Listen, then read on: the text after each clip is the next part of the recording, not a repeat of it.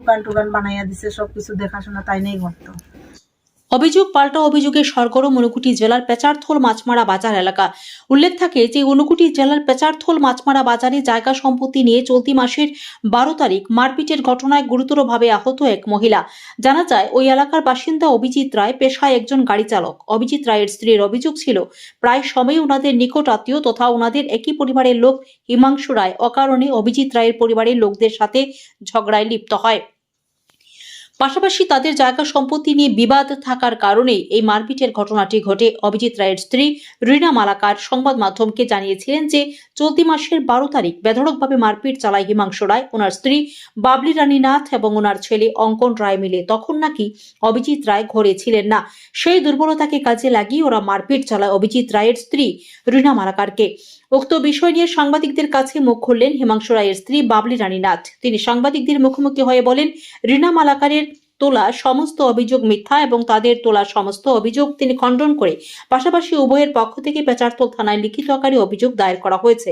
বর্তমানে কৈলাসহর জেলা কারাগারে বন্দী রয়েছেন হিমাংশু রায়। অন্যদিকে কৈলাসহর ঊনকোটি জেলা হাসপাতালে চিকিৎসাধীন অবস্থায় রয়েছেন রীনা মালাকার।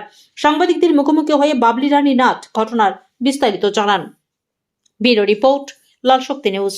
একবার অ্যারেস্ট করে নিল, এটাই আমি বুঝতে পারলাম না, এটা কারণটা। আমরা যেটা কারণ একবার বিলে আনা হয়েছে অবস্থা, আরেকবার কেমনে তারা অ্যারেস্ট করে টর্চার করতেছে।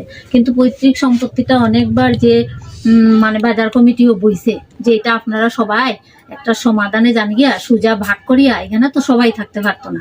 তখন যে দাবি করব, ডিমান্ড করব, হেরে কিছু টাকা টুকা দিয়া কেনা বেচার মধ্যে এটা চাইলাম, যারা কিনতে পারবো তারা কিনিলাও, তারপরে তো সব শান্তি। আর যারা নিজেই দিয়া গেল তো দিয়া গেল। তো এটাই আমরা পক্ষপাতী আসলাম যে কোর্টে বাটোরা নামা ক্লেম করো, ওইটা বাজার কমিটির দ্বারা তো না।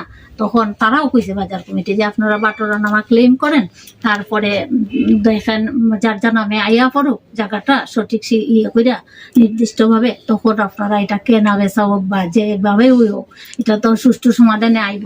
তার আগে তো আইতো না। কিন্তু রঞ্জিত রায়ের কথা হইলো তাইনের মানে একাই লাগে। আমরা চাইতেছি যে এটা যার যার নামে কি শেষ হইলে পরে এটা যার যার নামে জায়গাটা হোক, তারপরে এটা হয় কেনা বেচার মধ্যে শেষ হোক, না হলে যারা কে কারে দান করবো এটা তো আমরা তো কেউ জায়গাটা দিতে পারতাম না, নাম অব্দি না হওয়া পর্যন্ত। এটা তো হিমাংশু রায়ও দিতে পারতো না, এটা 9 জনের জায়গা, হে একলা কেমনে দিব দোকান বিটিটা? আর দোকান বিটিটাই যদি দিয়া দেয় তখন তো এই জায়গার কোনো ভ্যালুই থাকে না, বুঝছেন কথা? সবসময় তারা রটাইতেছে যে হিমাংশু রায় মেন কথা জায়গার ভ্যালু, দোকান আপনার জায়গা দেয় না, মাথাটাই যদি না থাকে বডির কোনো ভ্যালু থাকে না। তো তখন আমরা চাইতেছি যে সবার যদি এটা মানে রুলে আইয়া পড়ে, তখন আমি আমার পরিবারের মেয়ে 4 নম্বর